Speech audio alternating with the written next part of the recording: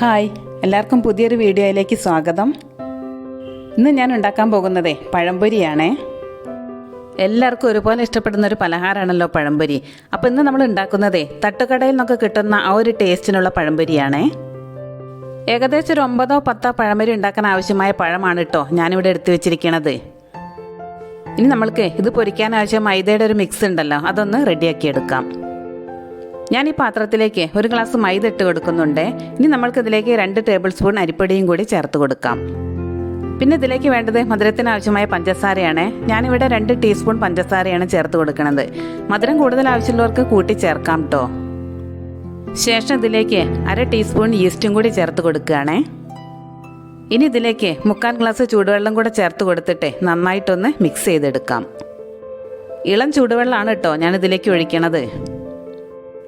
ഇനി ഇതൊന്ന് നന്നായിട്ട് മിക്സ് ചെയ്തെടുക്കാം. അപ്പോൾ വെള്ളം പോരാന്ന് തോന്നിയപ്പം ഞാൻ കുറച്ചുകൂടെ വെള്ളം ചേർത്ത് കൊടുത്തിട്ടുണ്ട്. അപ്പോൾ 1 ഗ്ലാസ് മൈദയ്ക്ക് 1 ഗ്ലാസ് വെള്ളം, ആ അളവിലാണ് കേട്ടോ എടുത്തിരിക്കുന്നത്. ചൂടുവെള്ളം ഒഴിച്ചു കൊടുത്തതിന് ശേഷം നന്നായിട്ടൊന്ന് ഇളക്കി യോജിപ്പിച്ചതിന് ശേഷം നമ്മൾക്ക് ഇതൊന്ന് അടച്ചു വെക്കാം. ഈ മൈദാമാവ് 30 മിനിറ്റ് മുതൽ 45 മിനിറ്റ് വരെ ഒന്ന് പൊങ്ങാൻ വെക്കണേ. അപ്പോഴേക്കും നമ്മൾക്ക് പഴംപൊരിക്ക് ആവശ്യമായ നേന്ത്രപ്പഴം ഒന്ന് മുറിച്ചിട്ട് റെഡിയാക്കി എടുക്കാമേ.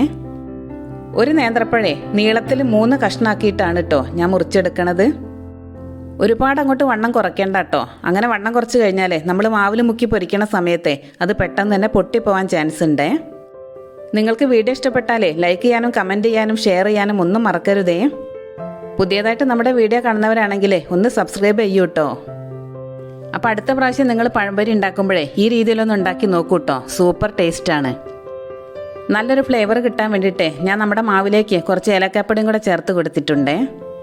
നിങ്ങൾക്ക് ഇഷ്ടമാണെങ്കിലേ മൈദാമാവിലേക്ക് കുറച്ച് കറുത്ത വെള്ളം കൂടെ ചേർത്ത് കൊടുത്തോളൂ കേട്ടോ. അപ്പം നമ്മുടെ പഴമൊക്കെ അതാ മുറിച്ച് സെറ്റാക്കി വെച്ചിട്ടുണ്ട്. ഇനി നമ്മൾക്കിതൊന്ന് പൊരിച്ചെടുക്കാം. നമ്മുടെ മൈദയുടെ ആ കൂട്ടുണ്ടല്ലോ, അത് നമ്മൾ റെഡിയാക്കി വെച്ചിട്ട് ഇപ്പം ഒരു 25 മിനിറ്റ് കഴിഞ്ഞു കേട്ടോ.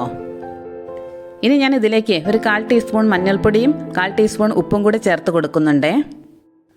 ഇനി ഇതൊന്നും കൂടെ നന്നായിട്ടൊന്ന് മിക്സ് ചെയ്തെടുക്കാം. അപ്പോൾ ഈ മിക്സ് നിങ്ങൾ ഉണ്ടാക്കുമ്പോൾ ഒരു 45 മിനിറ്റെങ്കിലും പൊങ്ങാൻ വെക്കണേ. ഇവിടെ കുട്ടികൾ 2 തിരക്കൂട്ടണോണ്ട് തന്നെ എനിക്കിത് ഒരുപാട് സമയമൊന്നും വെക്കാൻ പറ്റിയില്ലേ. ഒരു ചീനച്ചട്ടി അടുപ്പത്ത് വെച്ചിട്ട് ചൂടാവണ സമയത്ത് അതിലേക്ക് ആവശ്യത്തിന് വെളിച്ചെണ്ണ ഒഴിച്ചു കൊടുക്കാം. വെളിച്ചെണ്ണയ്ക്ക് പകരം ഓയിൽ വേണമെങ്കിൽ അങ്ങനെ എടുക്കാമേ. വെളിച്ചെണ്ണ ചൂടായെന്നറിയാൻ വേണ്ടിയിട്ടേ ഞാനൊരു സ്പൂണിൽ ലേശം മാവൊന്ന് ഒഴിച്ചു കൊടുത്തിട്ടുണ്ട് കേട്ടോ. അപ്പോൾ അതാ വെളിച്ചെണ്ണയൊക്കെ നന്നായിട്ട് ചൂടായി വന്നിട്ടുണ്ടേ. ഇനി ഓരോ പഴത്തിൻ്റെ പീസ് എടുത്തിട്ട് നമ്മൾ റെഡിയാക്കി വെച്ച മിക്സിയിൽ മുക്കിയിട്ട് ചൂടായ വെളിച്ചെണ്ണയിലേക്ക് ഇട്ട് കൊടുക്കാം. നിങ്ങൾ പഴംപൊരി ഉണ്ടാക്കുമ്പോഴേ കഴിയുന്നതും നോൺ സ്റ്റിക്ക് പാൻ തന്നെ ഉപയോഗിച്ചോളൂ കേട്ടോ. ഞാൻ ആദ്യം ഒരു പീസ് പഴമാണ് കേട്ടോ മാവിൽ മുക്കിയിട്ട് ഇതിലേക്ക് ഇട്ട് വറുത്തെടുക്കണത്. അതിനുശേഷം നമ്മൾക്ക് 3-4 ഒന്നിച്ചിട്ടിട്ട് വറുത്തെടുക്കാം. ഈ ചീനച്ചട്ടി എന്താണെന്ന് വെച്ചാൽ ചൂട് അധികമാകുമ്പം അടിയിൽ ഒട്ടിപ്പിടിക്കുന്ന പോലെ തോന്നിയിട്ടോ. അതുകൊണ്ടാണ് ഞാൻ ആദ്യം ഒരു പഴംപൊരി ഉണ്ടാക്കിയെടുത്തത്. 2 വശവും തിരിച്ചും മറിച്ചിട്ടിട്ട് നന്നായിട്ട് പൊരിച്ചതിന് ശേഷം നമ്മൾക്ക് വേറൊരു പാത്രത്തിലേക്ക് മാറ്റാം. നമ്മൾ മൈദാമാവിലെ അരിപ്പൊടിയും ഈസ്റ്റൊക്കെ ചേർത്തോണ്ട് തന്നെ ഈ പഴംപൊരി കുറേ സമയം നല്ല ക്രിസ്പി ആയിട്ട് ഇരിക്കും കേട്ടോ. ഈ പഴംപൊരി ചായയുടെ കൂടെ കഴിക്കാൻ തന്നെ നല്ല ടേസ്റ്റാണ്. ഇനി ഇഷ്ടമുള്ള ആൾക്കാർക്ക് ബീഫ് ഫ്രൈയുടെ കൂടെ ഒന്ന് ട്രൈ ചെയ്ത് നോക്കാം കേട്ടോ. നന്നായിട്ട് പൊങ്ങി മൊരിഞ്ഞ് വന്ന നമ്മുടെ പഴംപൊരിയൊക്കെ അത് അവിടെ റെഡി ആയിട്ടുണ്ടേ. അപ്പം ഞങ്ങൾ ചായ കുടിക്കാൻ പോവുകയാണേ. നിങ്ങളെല്ലാവരും ചായ കുടിച്ചോ? വീഡിയോ ഇഷ്ടപ്പെട്ടാൽ സപ്പോർട്ട് ചെയ്യാൻ മറക്കരുതേ. ഇതുപോലൊരു റെസിപ്പിയുമായി ഇനി നമുക്ക് മറ്റൊരു വീഡിയോയിൽ കാണാം.